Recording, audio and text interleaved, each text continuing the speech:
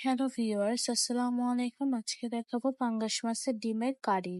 ফার্স্টে আমি পেঁয়াজগুলো ভেজে নিয়েছি। তারপর পাঙ্গাস মাছের ডিমগুলো আমি এখানে 2টো ডিম ছিল, আমি এখানে 3 পিস করে 6 পিস করেছি। এখানে আমি এখন মশলা তৈরি করব।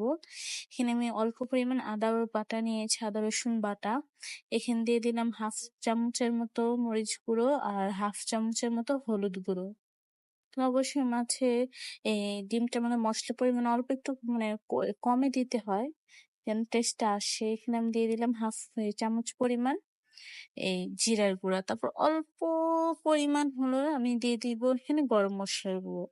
আর এখানে আমি একটু পানি দিয়ে ভালো মতো মেখে নিয়েছি। এখন আমি এটা দিয়ে দিয়েছি পেঁয়াজের পরে। এখন ভালো মতো কষিয়ে নেবো, যেমন তেল তেল বের হয়ে আসছে যখন মশলাতে, তখন আমি ডিমগুলো দিয়ে দিয়েছি। ডিমগুলো দিয়ে ভালো মতো নেড়ে চেড়ে নেব যেন মশলাগুলো ভিতরে ঢুকে যায়। অবশ্য আলতো হাতে নাড়বেন, বেশি জোরে নাড়লে কিন্তু ডিমগুলো ফুলে যাবে সব।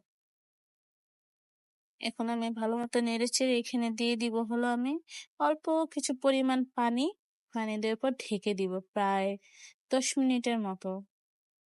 তারপর আমি পানিটা যখন অল্প শুকিয়ে আসবে, আমি এখানে দিয়ে দিয়েছি হলো কাঁচামরিচ এবং এই গন্ধরাজ লেবু উপরে যে যে যে ছিলকেগুলো যেন তিতো না লাগে, অল্প কিছু গ্রেট করে দিবেন, সাদাটা না, অনলি সবুজটা।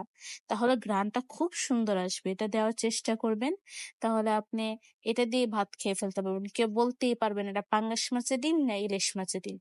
অবশ্যই এটা আপনারা বাসায় ট্রাই করবেন। আর কালারটা দেখেন কত সুন্দর আসছে।